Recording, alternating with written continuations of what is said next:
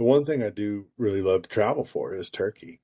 And that, puts me in different places all over the country. And what I've really come to love around spring turkey hunting too is this concept of traveling through the lens of turkey, in that you can go to 49 different states and hunt turkeys. And you can also, along the way of hunting them, experience things that aren't just turkey hunting. The most obvious would be like the enjoyment of the region, like in New Mexico, you're in these beautiful mountains and ponderosa pines. In Wisconsin, where we hunted in the driftless area, so it's these rolling hills with beautiful barns and just these verdant forests. Um, but last year, what really took me in was a trip to Nebraska, of all places. Bow hunting all comes down to a moment. And in the moment, you want equipment on your bow that will get the job done. Trophy Ridge products are the tools bow hunters trust. React Technology sights, rests, stabilizers, and quivers to help a bow hunter be successful in the field. And those tools are from Trophy Ridge. Join us at a Friends of NRA event where freedom, fun, and firearms come together like nowhere else. With more than 600 events held across the country, there's always one happening near you. From exciting games to exclusive auctions featuring one-of-a-kind firearms and gear you won't find anywhere else. Whether you're a lifelong hunter, a competitive shooter, or simply passionate about defending freedom, there is a seat for you. Visit friendsofnra.org to find an event near you and get ready for a night you won't forget. Howdy, folks, and welcome to the Hunting Stories Podcast. I'm your host, Michael, and we got another great episode for you today. Today, we're actually connecting with someone who's been on the podcast before, a returning guest. We don't do those very often, but it's someone that I'm a big fan of, so I couldn't wait to get him back on. Today, we're hearing from Jesse Griffiths. If you aren't familiar, he's a chef out of Austin. He's a natural storyteller, author of several books, A Field, The Hog Book, The Turkey Book. Just a great guy who has a natural talent for telling wonderful stories. And he doesn't disappoint. So I hope you guys enjoy this episode as much as I did recording and having the conversation with Jesse. For you guys, please check out the show notes. I put a bunch of links in there on Jesse and what he's up to. And please do. There's also a discount code for his new project, the Pedernal Project. I hope I pronounced that correctly. 25% off, and you can get a lot of great information, especially if you live regionally in kind of the Texas or the South in general. So that's it, guys. Let's go ahead and kick this thing off. I don't want to ramble anymore, but thank you guys for tuning in. Now let's go ahead and let Jesse tell you some of his stories.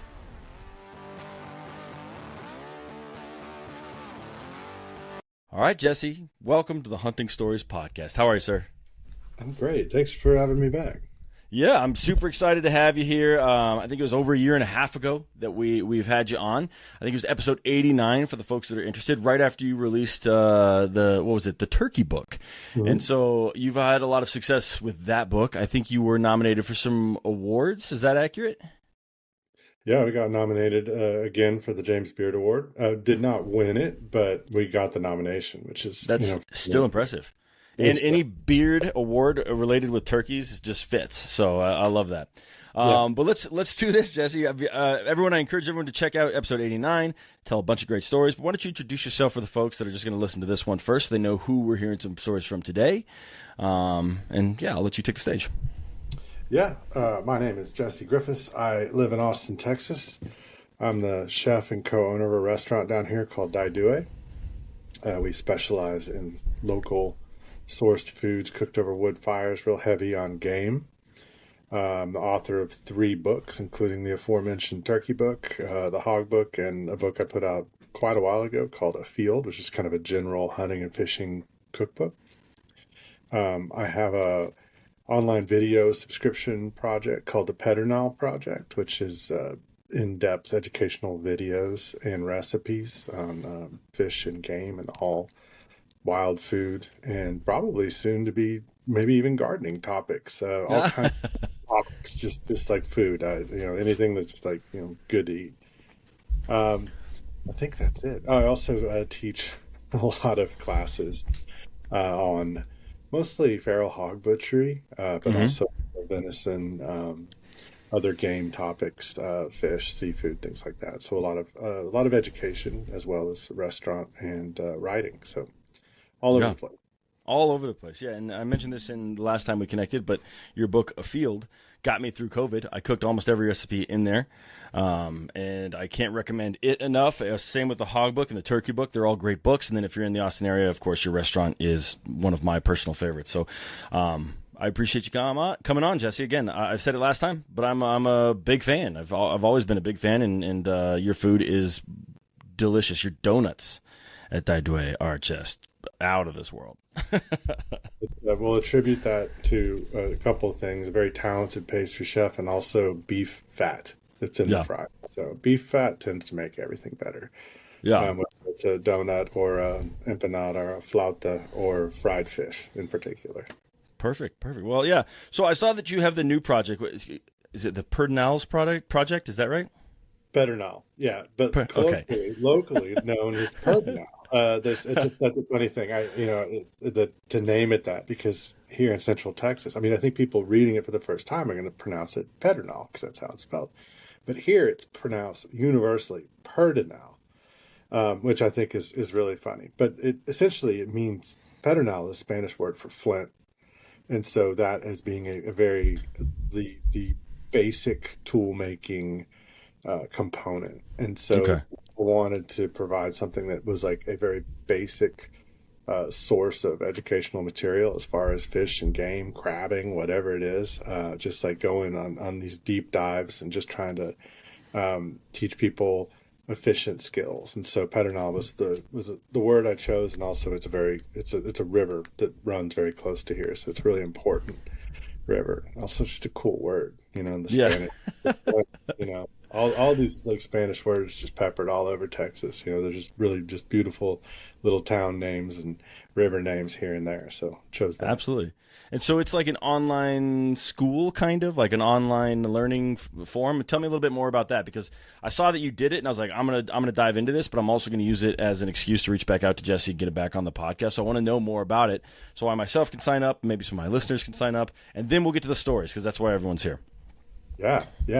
So it's just we're in a really dynamic time right now as far as information. There's a lot of free information out there. There's a lot of AI out there. Just gobbling up recipes and information like that. So there's also a good deal of I'm not necessarily the victim of online censorship, but I'm just saying, if you want to show how to skin, gut, and butcher a hog in a long form format, there's not really a place to do that. YouTube is definitely not it. You're battling algorithms, you're battling censorship on like when the guts come out, things like that.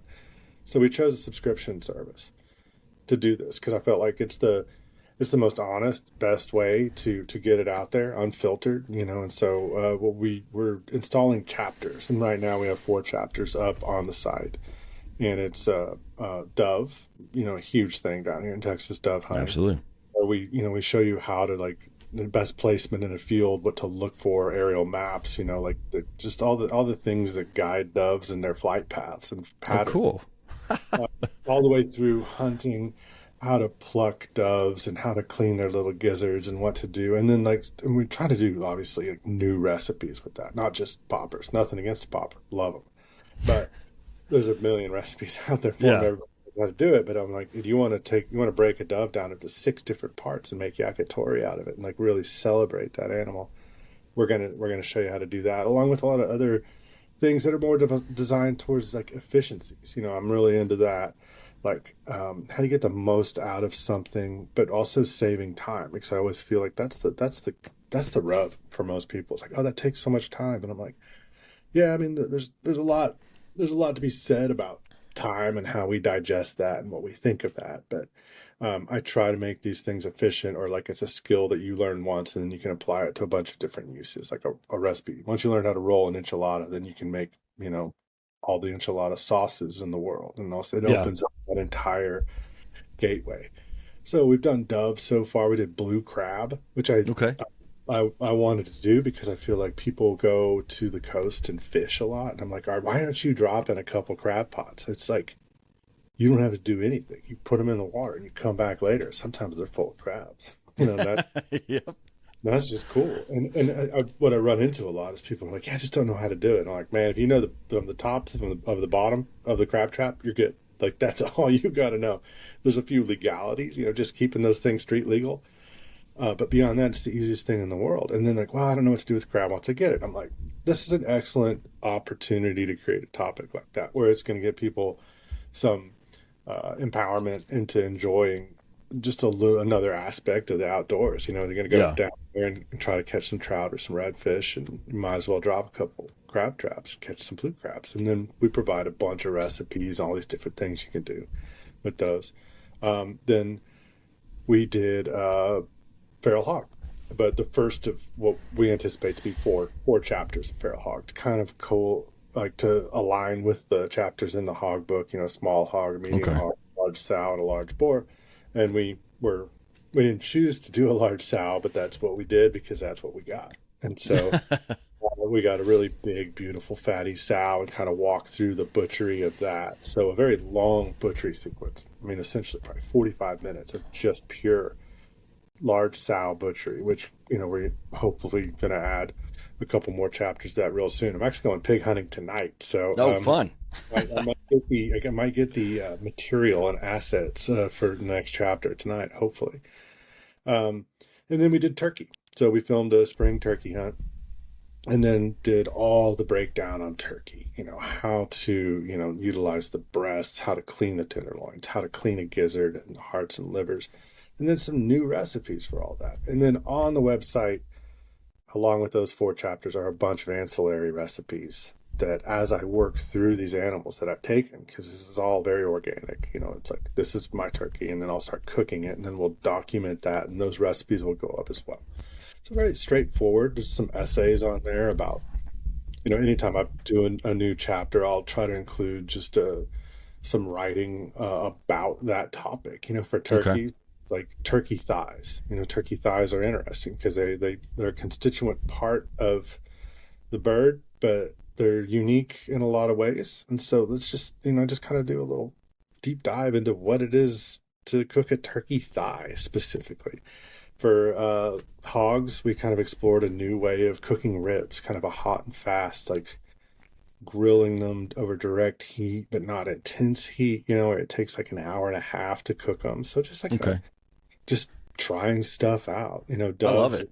yeah, doves, it was how to, yeah, positioning in the field. You know, we have maps with all these lines drawn on them, just like to analyze where it is you'd stand in a field to hopefully get in front of the most amount of doves. So That's brilliant. Are you going to do some of for the other species, kind of a little bit of like how to hunt as well? Rather, I mean, doves, obviously, and that piqued my interest because I've been dove hunting a handful of times. Just took myself out, brought a bucket, put the bucket down and sat and was like, I don't know, this seems fine. Right. But are you going to do that with the other species where you're going to give them a little bit of like, here's how to increase the odds, I guess, of actually harvesting one of these animals and then taking it from there? Or is it just the dove specific? No, I think that's a really good question, and that's where I get really honest. You know, it's like I feel like I'm very good at positioning myself in a field for doves, but I'm not the person that's really gonna, you know, put a video out there about how to become a better turkey hunter. First off, there exists thousands of hours of really great video from, you know, Yeah. the hunting public, Pedernal Project. There's all kinds of guys out there doing killer videos on hunting turkeys or hunting deer for that matter.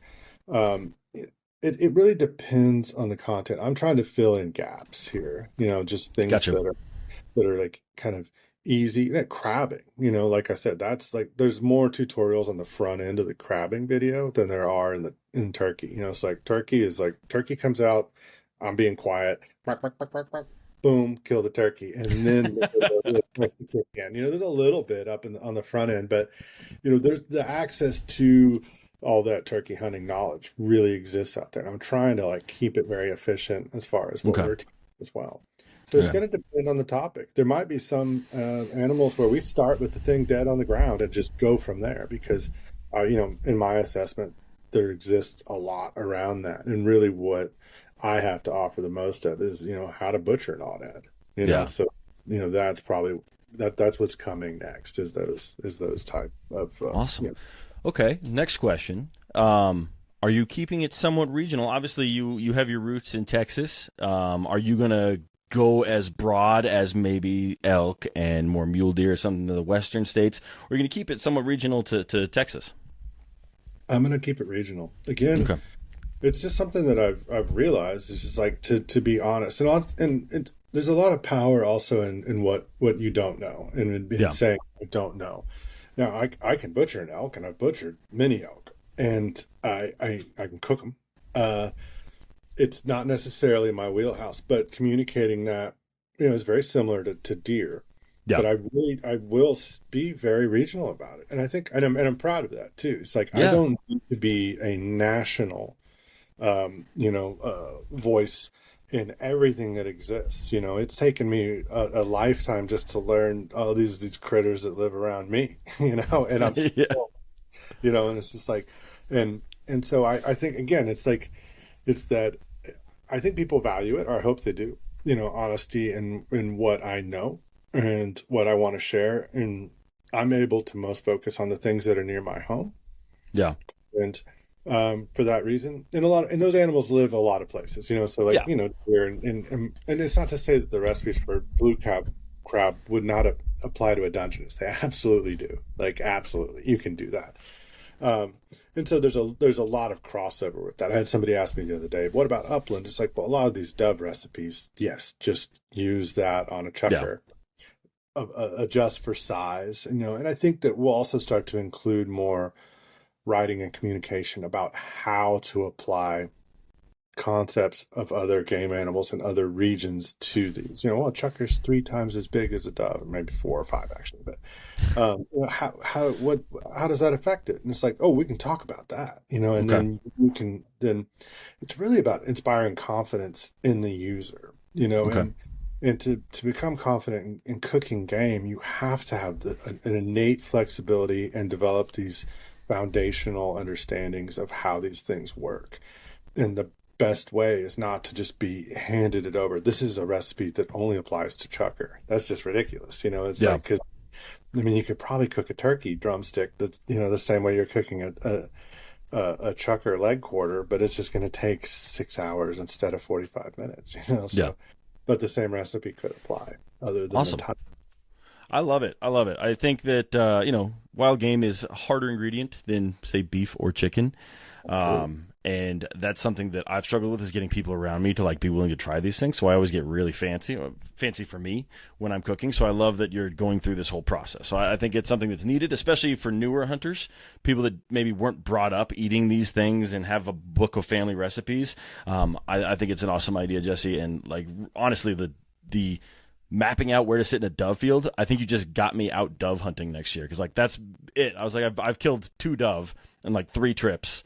And I'm like, I don't want to just go sit in a bucket in the field. Like, I don't know what I'm doing. And I don't know anyone that does it. So now I can log in, figure out where I'm supposed to be sitting, and hopefully have a little bit more success. Now I just got to worry about me being a bad shot, which is my own problem. You can't help me there. Well, I'm the last person to help you there, because I'm really good at setting up in the field. It's just the hitting of the doves where I struggle too. But Yeah. shooting is fun, so it's, you still have a good time. Yeah, absolutely, man. Okay, well, I think let me ask you a question. In a field, did you have a deer tartare recipe? Mm-hmm. Yes, Yes. I did that this last year, since we've last talked, with Axis deer. Axis deer tenderloin tartare. Holy moly. I did not expect it to be as good as it was. One of the best things I've ever eaten. So took us a little off track there, but I just wanted to mention it before we dive into stories. If you guys haven't had tartare, check it out.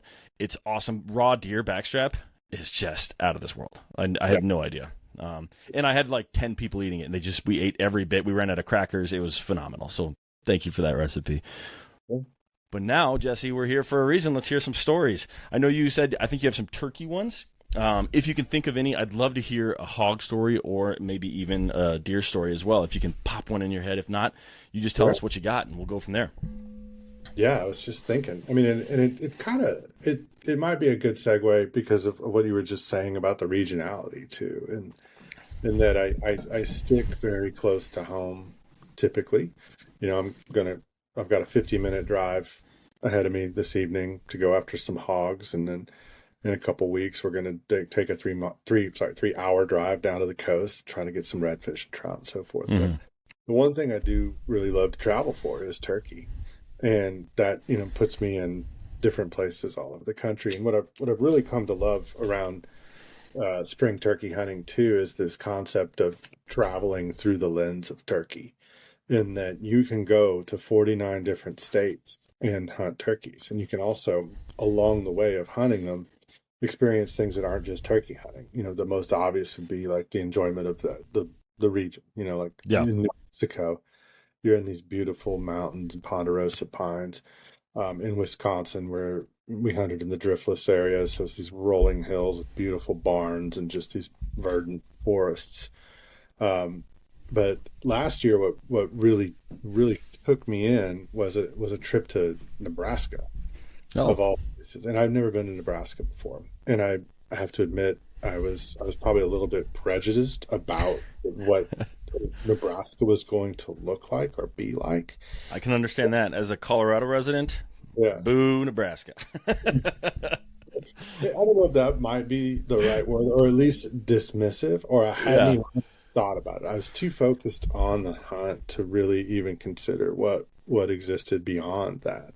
Yeah. And so my birthday falls in turkey season, and so the past couple of years I've used that as an excuse to go on an extended hunt with my daughter. She's now 14, Okay. and so I thought it'd be really fun to take her to Nebraska and hunt with a woman guide. I thought it would just be a great example to set for her and say, like, look, Yeah.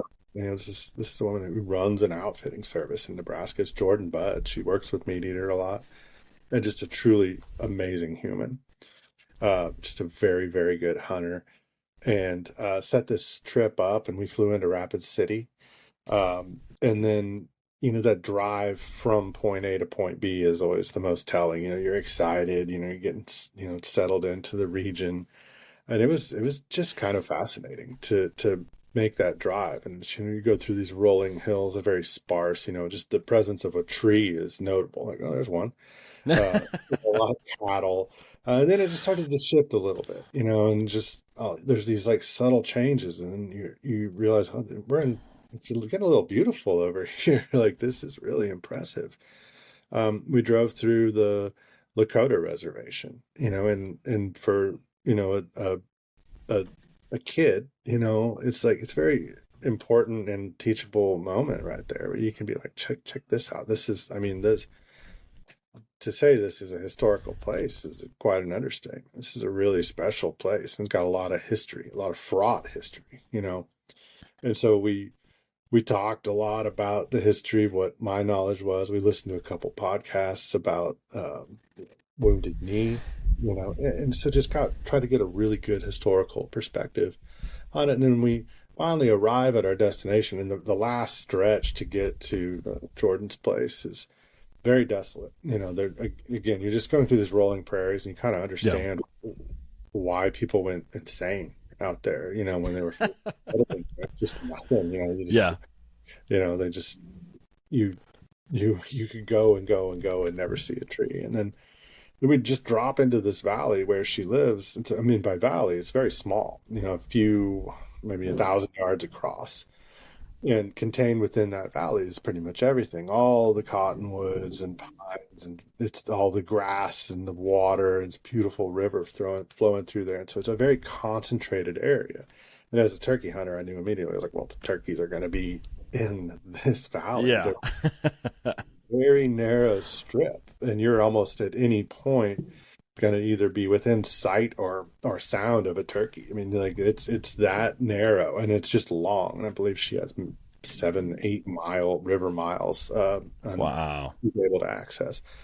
And so we get down in there, and it's just very impressive. I'm like, this is so cool, like these rolling, just grain filled prairies on either side, and then you get down to this very lush area in the valley, and we started hunting, and it's late season, so that wake up time is very early, 3 o'clock, 3:30, and for a teen, that's um, but also up to this point, she's had probably the most illustrious turkey hunting career ever, Oh, like really?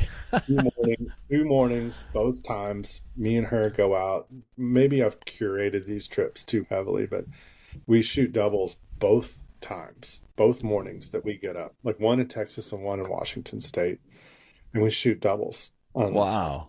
morning, and I'm just like, you got to know this is not what turkey hunting is.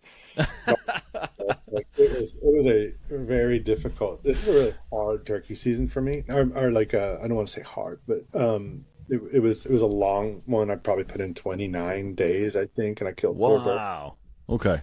I was spending about a week per turkey, which I don't know if that's good stats or bad stats. I had a great time doing it, but it was a struggle. Yeah. And so we were there, and to put that in a counter imposed to her career, she's doing real good. She's batting 2-2. It's just like, okay, we're gonna get up in the morning and shoot a couple turkeys, big deal. And I'm like, yeah, it's probably not gonna be like that. And it wasn't. We get up the next morning, and I'll kind of skip a lot of these details, but it was a very common thing. We have a bird roosted, we make that move. Me and her and Jordan, we're making these maneuvers and getting tight, and then the birds, they come down, and then they go the other way. And the entire day is, long story short, just chasing these things, and then these adrenaline surges. Oh, he's coming. Oh, he's not coming. Oh, he's coming. He's not coming. Lots of up and down these hills, just wearing my daughter out. She's long, Yeah. long day. And then, like in the afternoons, we're trying to just ambush them here or there, just trying everything. And it was really hard. It was a hard couple of days. And then one morning, she decides, I'm like, hey, I give her the option to let her sleep in. Running an outdoor business is a grind. One day you're glassing ridgelines or running dogs, the next you're tuning gear or working to keep the land wild. And somewhere in between, you're expected to fill calendars, move product, and keep your name alive. That's where the Ignite Marketing Group comes in. They work with outfitters, gear brands, and conservation groups to tell your story the way it deserves to be told, and to put it in front of the people who live for this lifestyle. Imagine a website that doesn't just sit there but actually books hunts. Imagine campaigns that don't feel like ads, but like a buddy passing along a tip. Imagine your story reaching more hunters, anglers, and outdoor enthusiasts who get it and who want it. That's what Ignite does. No gimmicks, no flash, just real growth for people who belong in the outdoors. Don't just market, ignite it. Learn more at ignitemarketinggp.com/outdoors. Hey guys, this is Melissa Bachman. Are you ready to stop spooking deer before it's even time to hunt them? Then you need the new Flex S Dark cellular trail camera from SpyPoint. With a no-glow flash option, long-lasting solar power, and a ton of settings that can be changed anytime through the SpyPoint app, there are no more excuses for letting your deer get wise before the season even starts.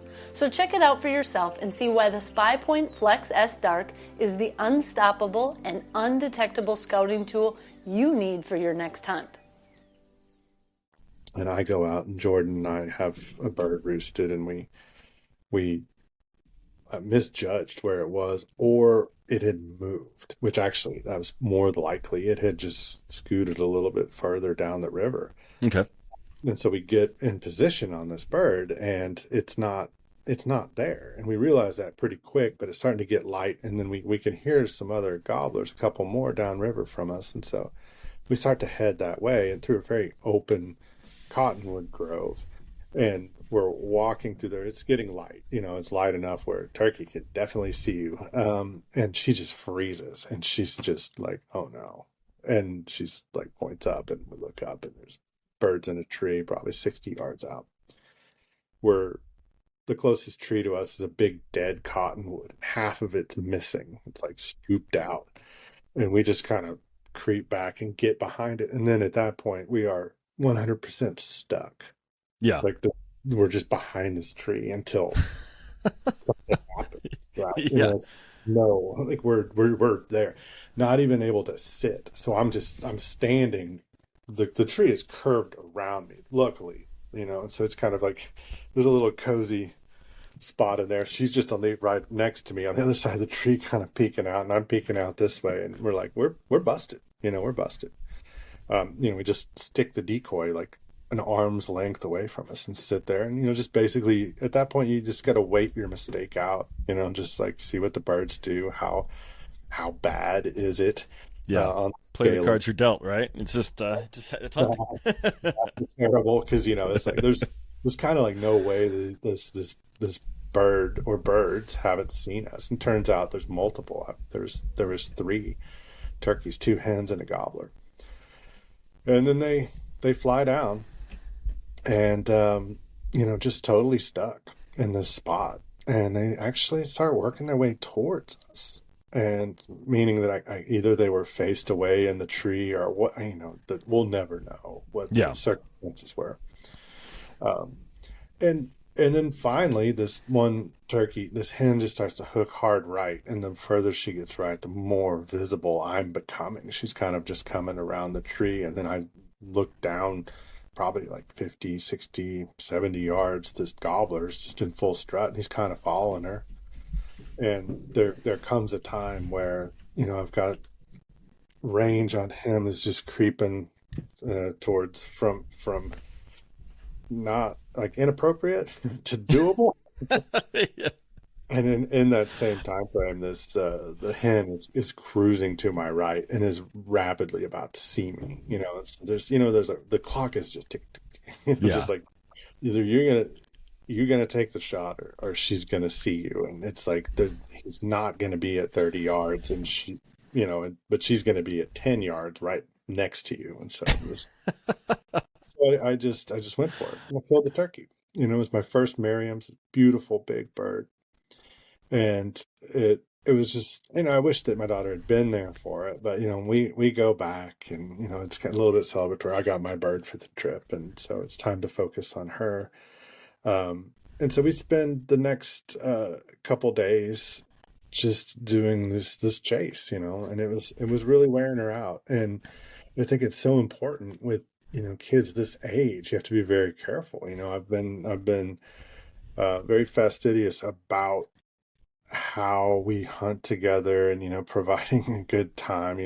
There was the treats involved. Hey, Of course. you want a cookie? You look like you need a cook. You find yourself just doing it. Just to encourage enough to keep them interested. And she's hitting this age where if she was to become disinterested in it, that's it. We're here. Yeah. 2 more days of just hard hunts, and like I said, you're up at 3:30 and then to bed late, roosting birds, and just a lot of physical activity and wearing her out. You're getting close to birds and having the disappointment, and then just like oh this is it. Just get behind the tree. He's coming. He's not coming. Over and over and over, and it was just like it was a real dose of turkey hunting. Yeah. And we had one final day. We were leaving. We had one day to hunt, and then the next morning we were going back, and we had a morning flight back out of Rapid City. And so we had that last day to get it done, and we got up early and just did the whole thing. I didn't quite remember the details of it, but it was just more of the same, more disappointment. And then that afternoon, just to add insult to injury, this huge windstorm, rainstorm blowing in. And it was looking pretty rough. Like that wind was gonna kick up, gusting into the like 50. It's just like, yeah, just we're done. Yeah. We have a very tight window on this. And we went out in the morning and had a couple of those close encounters. We see birds or hear a bird. Didn't happen. And we come back, and I think I can get about an hour more out of her. We come back to eat breakfast, and we go to the cabin we're staying in the little valley there, and we're eating breakfast, and Jordan's dad comes over. I mean, it's just a total family affair. I love it. Yeah. They're great, really awesome people. And he comes over, and we eat some ham and I think a waffle, and my daughter's just kind of, I'm trying to get her to like, let's just go out for another hour after breakfast, and then we'll call it. We're done. And I look in the room, she's got her boots off and everything. And Jordan's dad leaves, and then he comes right back. Comes in the door, and he's like, bunch of turkeys over there. I'm like, what do you mean? And he's like, there's this bunch of big turkeys right over there, between here and the barn. And I'm like, we've been chasing them up and down this river for 4 days. Are you kidding? They're just right over there. And so I was like, hey, get your boots on. She throws her boots on. She's excited. And we hop in the truck to kind of drive down to maybe, just get into a position where we can get in front of these birds. We drive maybe 100 yards and look over, and they're right there. And we drive right by them, but they're kind of in the valley around the farm with their whole cattle operation. I guess how animals are, they get acclimated Yeah. to seeing trucks and things like that. So these birds were just like, oh, it's a truck, whereas 3 miles up they would have scattered. We turn the truck around and just go back and just the cabin that we're staying in. And these birds, there's a real just steep hill on one side of this. We're on one side of the valley, and they're obviously just working their way right down the seam of that hill and just feeding. And I'm like, we're just gonna get in front of them.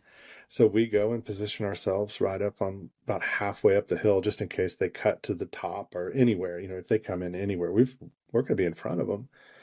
And we just sat there, and Jordan and her dad went and just got back in the cabin and looked through the window of the door. Just it was the craziest thing.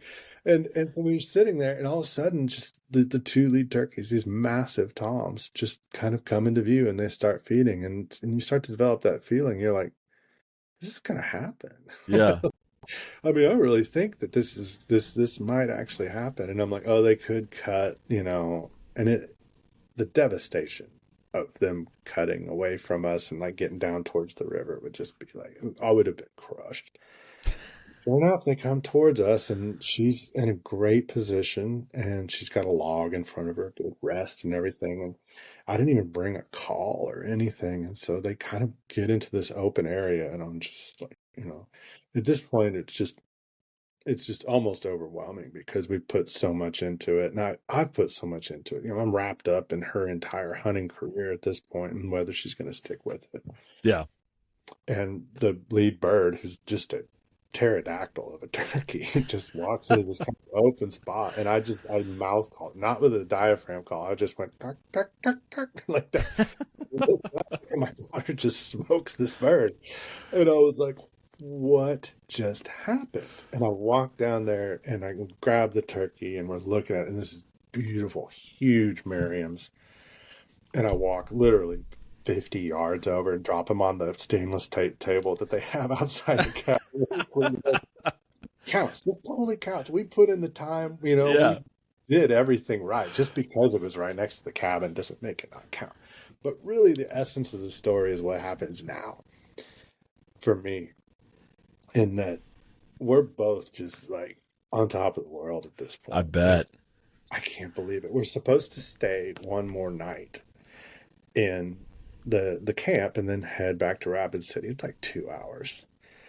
And there's the windstorm is still blowing in. It's still coming. As I'm cleaning this turkey, it's blowing wind and starting to like drizzle a little bit. And it's about to turn pretty nasty. And we'd been talking a lot with Jordan and her family about what the area had. And there's still all these things like, oh, you got to go see this and that. I'm like, I didn't even realize that, we're where we are. What a special historic place. It's like the so much of American history is wrapped up in that area right there. Yeah. And so I was like, you know what? Let's hit the road. Let's go. Let's just go.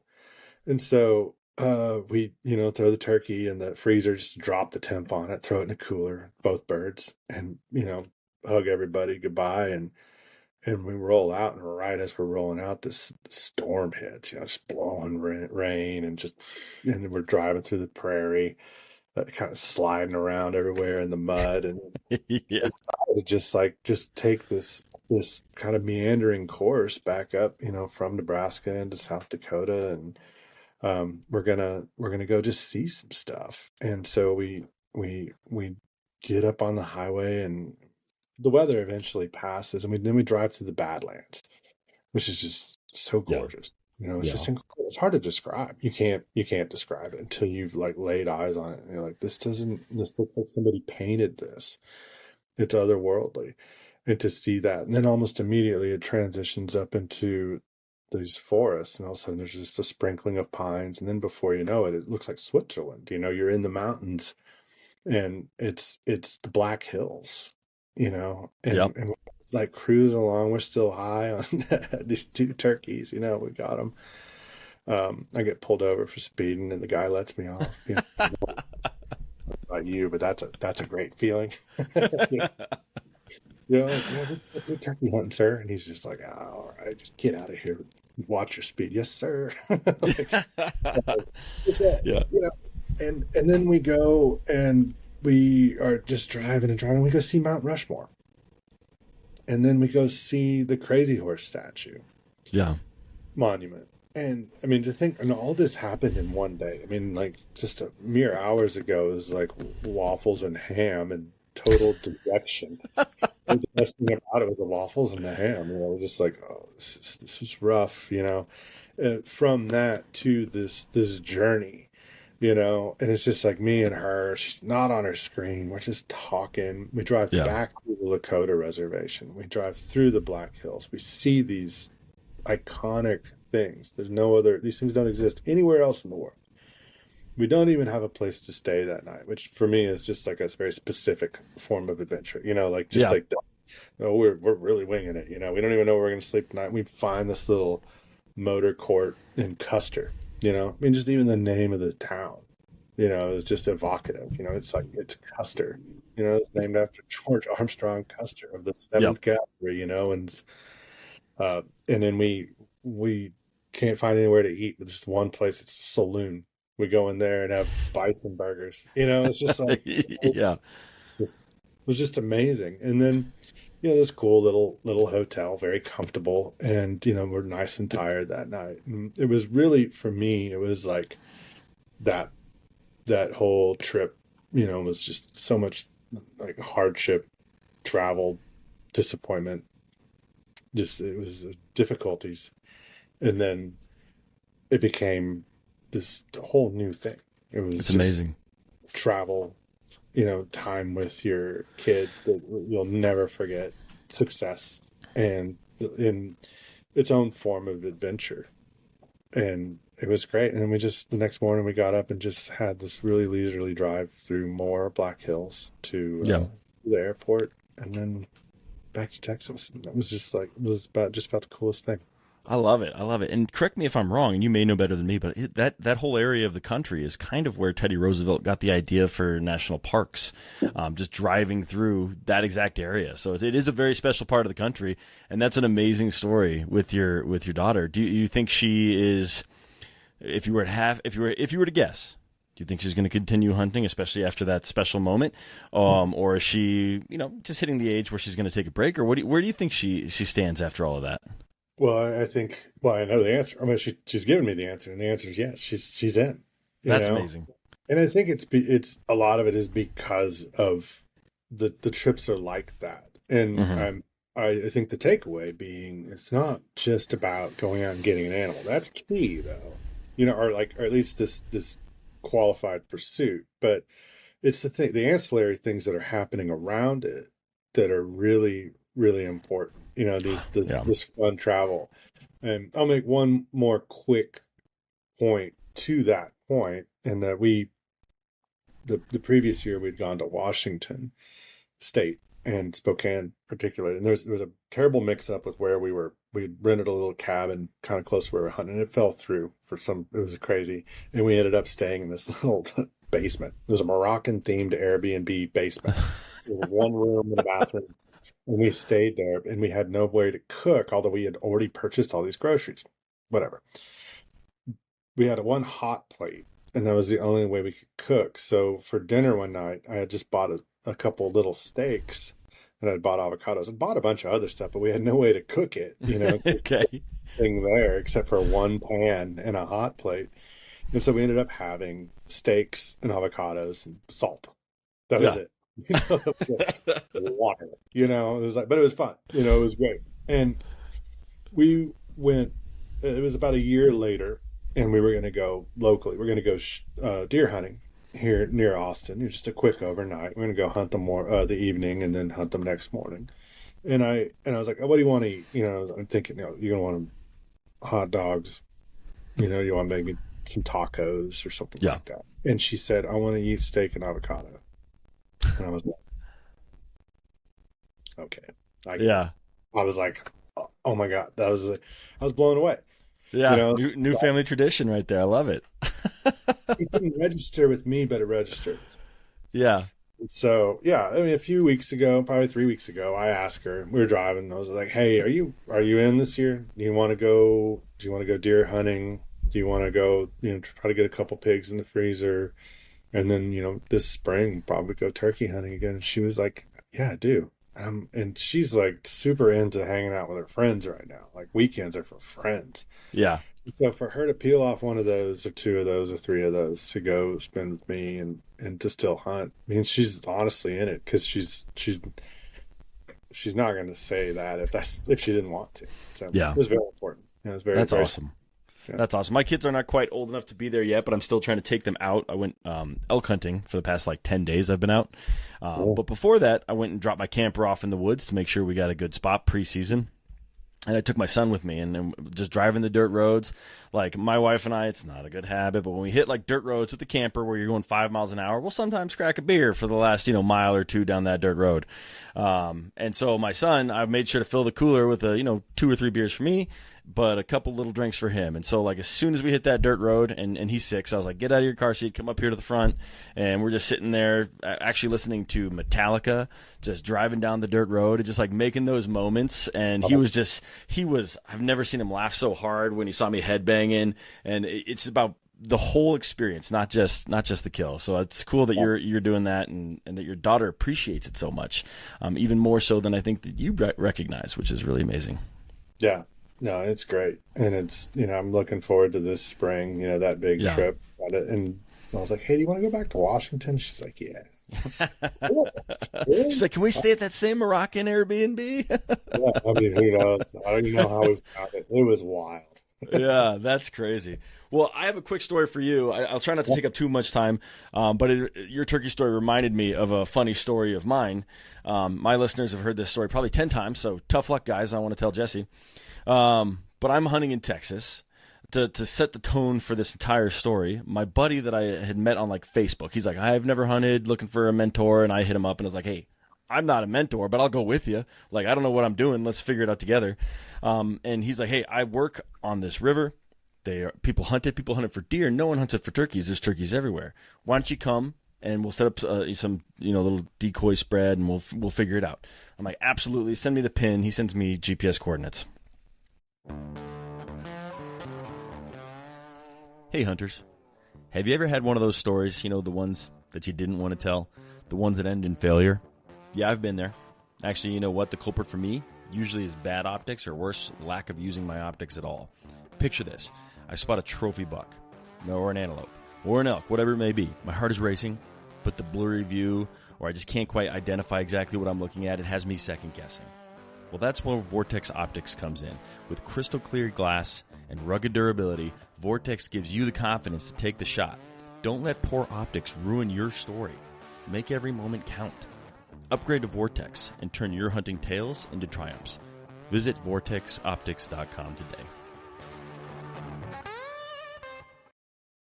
This episode is brought to you by LifeLock. Between two-factor authentication, strong passwords, and a VPN, you try to be in control of how your info is protected. But many other places also have it, and they might not be as careful. That's why LifeLock monitors hundreds of millions of data points a second for threats. If your identity is stolen, they'll fix it, guaranteed, or your money back. Save up to 40% your first year. Visit LifeLock.com/podcast for 40% off. Terms apply. This is just how the day goes. I'm sitting there at the gate waiting for him to show up, and he calls me. He's like, where are you? And I'm like, I'm at the pin you gave me. And he's like, well, I'm lost. And I'm like, this is your place of work. Like, what are you talking about? You're lost. Like, how are you not able to find it here? Either way, he eventually shows up. I'm like looking at the map while we're on the phone, and I direct him how to get there. He shows up. We get in there. We park. I've never heard more birds in my life. Just every direction. Birds are chirping, gobbling. Just, it's absolutely amazing. Couldn't be more excited. There's a feeder that kind of comes in. Imagine just a long rectangular property. You come down the side of the property, and then about halfway you cut over, and then that's where everyone parks on the opposite side. But halfway from that bend, there's a feeder. So we just go out there. I take one of those little blinds that's just basically 8 feet of fabric, about 2 feet tall, and pop it in front of you. We set up. He's got a shotgun. I have my bow. We sit there. We're like, all right, sun comes up. Birds shut up. Nothing. Don't see a thing. Like, it's just absolutely just infuriating because I've never heard more birds in my life. It was only a day hunt, so not quite a week like you had, but it was still pretty crazy to just have that experience followed by just complete quiet. Either way, we sit there for a few hours until the sun comes up. It's starting to get hot, and we're like, all right, let's actually walk the property. This is obviously not working. Calling's not working, so we walk the property. We ended up back at our truck to have like lunch, and we're sitting there, and another truck rolls in. And they're like, hey, guys, what are you doing? We're like, we're turkey hunting. Well, there's a bunch of turkeys back down the road. And we're like, no, those aren't our turkeys. Those are our decoys. But thank you. And like, no, there's turkeys with your decoys. So we kind of jog around this big silo and look. And we're like, oh, my goodness, there is a giant tom right in the middle of our decoys. We've been sitting there all day, and he just was hanging out and messing around. I'm like, all right, here's the plan. And because they drove by and he didn't spook. And this is where your story reminded me of this, right? I'm like, I'm going to get in the truck bed. And you just drive. And when you get within like 20 yards, just stop and I'll just shoot him from the back of the truck. I was like, this will be perfect. Like it couldn't possibly be better. And he's like, all right, cool. And so my buddy gets in the car. We start driving down the road and we're right there. And I see the bird and I'm like, oh my goodness, this crazy, stupid plan is going to work. And so I'm just about ready to pull back. I'm like just waiting for him to stop. And he just keeps driving. And he drives right by the bird. And all of a sudden he drives like 20, 30, 40, 50 yards past and then around a berm and parks. And he's like, okay, what are we going to do? And I'm like, what do you mean, what are we going to do? We had a plan. You just drove right by it. So like at this point, the gentleman that had told us, he had a couple Mexican gentlemen with him, and they roll in their car right behind us. And the bird had slowly crossed the street and gone into the brush. They all jump out of the car and just all dive into the brush. So now there's like 5 guys chasing this turkey. And I'm like, what is going on? Like, With what? No weapons, no calls. I don't know what they were thinking. We didn't really talk to them. In fact, I don't speak Spanish. They didn't speak English. So like they just ran into the woods after the bird. And so I'm looking at my buddy. I'm like, well, I guess we should go too. I don't know. So we step over this little barbed wire, like divider more than a fence. And just go in there. We see some whitetail. We hear the turkey gobbling. I'll tell you what, we never saw any of those guys again. They all disappeared. It was like they were a ghost. Like didn't see their car. Didn't so five. weird. Yeah, 5 guys just run into the woods chasing this turkey. I'm like, what are they gonna do? Wrestle it? Like I don't know. Either way, we walk in the brush. You know, Texas brush is not always the easiest to walk through, but we eventually come back, and I'm like, all right, well, let's sit down for another hour.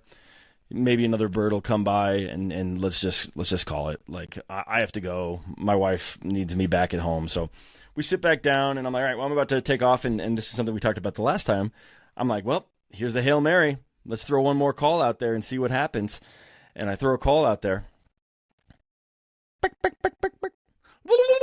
Right from my truck. Like next to my truck, I hear a gobble. I'm like, you got to be kidding me. And the biggest tom that I've ever killed to date comes out around that little silo that I was mentioning earlier, and he just walks that road. And so I'm like, okay, what do I do? Can't mouth call. So I hand my slate call to my buddy, and I'm like, here. I'm going to give this to you. If he stops, call. Otherwise, he should be coming right in. So I get my bow ready, and he comes on a line in this giant open field, probably 100, 150 yards, straight to the decoys. He puts his head behind the little, like, the leg of the feeder, and so I pull back, and my arrow falls off the nock. And I'm sitting here full draw with my arrow dangling, and my buddy's just locked in on the bird, not paying attention, and I'm like, psst, psst, psst, psst, psst, like trying to get his attention. He eventually figures out what I'm doing. He crawls over underneath the little blind thing, grabs my arrow, and puts it back on the string. And I'm like, sweet. But he doesn't let go. He's now back on the bird, and he's just holding my arrow. And I'm like, let go of the damn arrow, man. And so eventually he realizes that, and he lets go, and I'm like, all right. So the bird's there, and I'm aiming for the body. I'll admit, terrible shot. But he, like, I think when he heard the string, body went down, head went up, and it just right through the neck.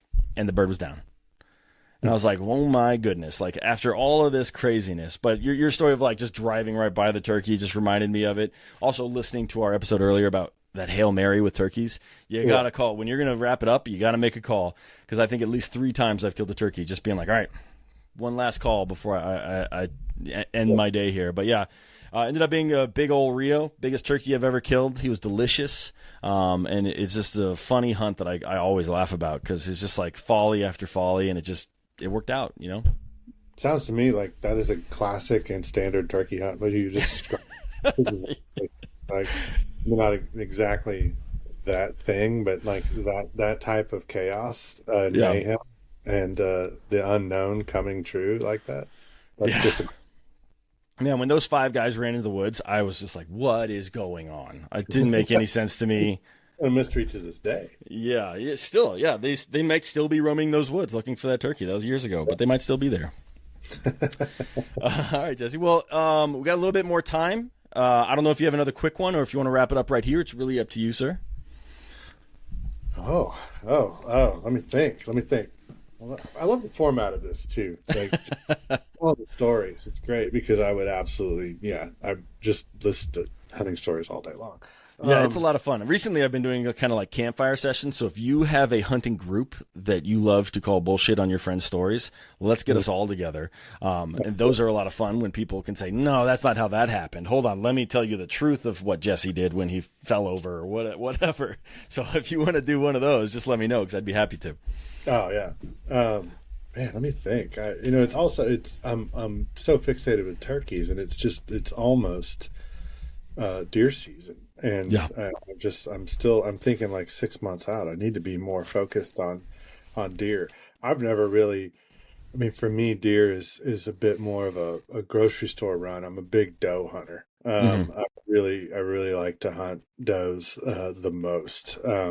And just because I like to eat them, and Yeah. then also just kind of this whole thing about just like leaving bucks for people that really care about it. Because in Texas, there's so many deer that Yeah. we actively hunt does, and that we can shoot quite a few of them here. I think one of my probably my favorite doe hunt ever. It's not a very lengthy story, but it was we spotted a doe probably about 500 yards down this fence line, and she was feeding out in a field with another doe, and there was no way to get close to her besides get right up on the fence and use the fence as cover, as visual cover. There was a perpendicular fence with a big post on it, and then I basically had to put that one post between me and her because she was feeding so close to the fence. And I think I probably closed about 300 or 400 yards on her like that. I had to just like get as close to the fence as I could and just make sure that I constantly had that in our line of sight. And I was Yeah. finally able to close to about 80 yards, which is pretty good on a deer, and it's in an open field. And I remember just sitting there and I'm like, well, I have to, I'm behind the post, and I kind of peeked around it just enough to just see her. And she was at that point like, Yeah. something going on over there. And I knew that I was like, I have like seconds, I'm going to have to just do this thing. And, I'm like formulating it in my head. I was like, I need just one motion. I have to get up, get the rifle on her, and hope that, this is a good shot. And because she's gonna leave. And I did it. And I just got up, rifle on this post, looking right at her. And I'll never forget. She just turned and looked at me and just like stared right at me, and she just stomped like that. And I had to do it. It was like kind of a front on shot, but she was just this big, beautiful old doe, and there's just something about it. And I've always like wanted to, and to this day, I'm gonna get a shoulder mount on a doe, and it Yeah. has to be the right one. And I don't care what anybody says. Like I feel that, I mean, there's been so many times, particularly like late season here in Texas, and the deer hunting is inarguably different here. Yeah. A lot of feeders, and the situation, and there's a lot of deer, so the situation can be much different than somebody hunting in the west where they might only see a couple, or like the East Coast or something. They're like, whoa, you got a lot of deer here. It's cool. um but I've seen so many times, particularly late season, where the bucks are kind of dumb. They're kind of really still just doing their thing. They don't care that much, especially on unpressured properties. But you see a doe enter the field 300 yards away, and she comes out of the brush line and she scans left to right, and she's not having it. And she'll do something, and she can clear that whole field out. Like Yeah. everybody leaves. And to me, I mean, I think there's it's a compelling argument to say like, what's the real trophy here? Like, Okay. it's her. Like, and Yeah. you fool that deer, because she's not having it. She doesn't have like a hormonal handicap so much, Yeah. like thinking clearly. And to me, I'm a little obsessed with the idea of the trophy doe. I want her to be one day. It's gonna happen. It's gonna be a 6.5-year-old doe that still has like good body and is still like, meat, like I still Yeah. want like an adequate amount of meat, not, just kind of past prime, getting a little decrepit, but I'm a little bit obsessed with that idea, and I think that hunt right there, where I was able to kind of to execute it that one time, it's like and I want it to happen like that. I don't want to be in a blind. I don't want to be, I want it to be just Yeah. completely organic, spot and stalk a doe, and they typically run in groups too. So I mean, Yeah. you've got multiple eyes on you, and it's I love it. downright hard. So not as much of a story as a plan. No, I like it. I had a question for you that I was waiting until you were done asking, but you kind of filled in some of the details of my question. But like that perfect doe, the one that you are going to mount, is it because physically she is ideal specimen, or would it be more because of the story and how you went about kind of harvesting her, or is it a blend of the both? And it sounds like it's a blend of the both from kind of what you were going there. Is that accurate?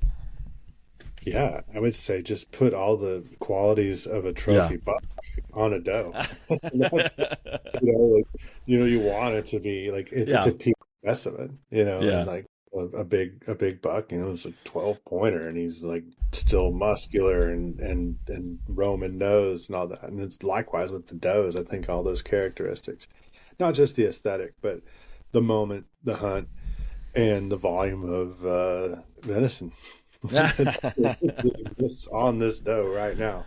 Maybe this is my year. I sure hope so. Like I hope I'm so really, too. I hope yeah, so too.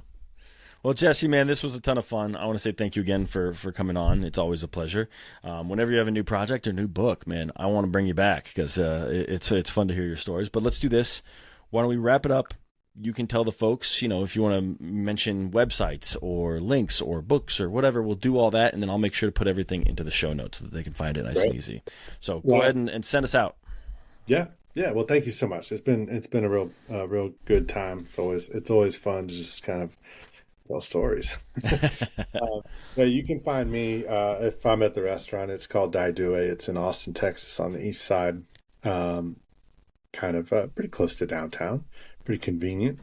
And then all the books are available through thewildbooks.com. We're self-distributed, self-published, and so we handle all of our own sales of books. And the Wild Books, you can get hats and shirts and actually slate calls and stuff like that, as well as the books. And then my new project is the Pedernal Project, Pedernal Pedernal Project, pedernalproject.com. And it's a subscription, but you will get a lot of video and recipes with a lot more forthcoming. Hopefully tonight, There you we're gonna go. have a chapter in there. So yeah, I hope to.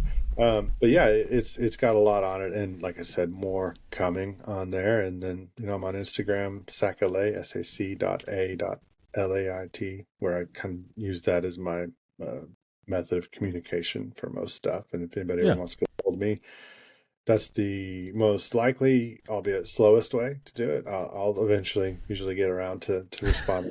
I love talking to people, so I Yeah. like feedback and ideas and stories and stuff like that. So, Love but it. again, I got one final question before we wrap it up. Sacalait, where's that? What does that come from? that's a Cajun Creole word for a crappie, Okay. and it's French, and it literally means milk bag. For some reason, that's what they're like.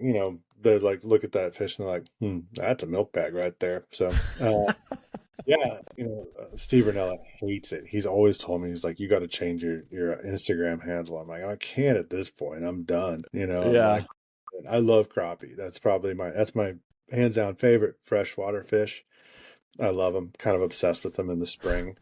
So I'm Okay. not. anything. But yeah, that's it. All right, sack of milk. All right. Well, thank you, Jesse. I appreciate you, man. It's always fun. For the listeners, please check out everything he's doing. And if you're in the Austin area, get to the restaurant. I cannot recommend it enough. Jesse, thank you again, man. Thank you.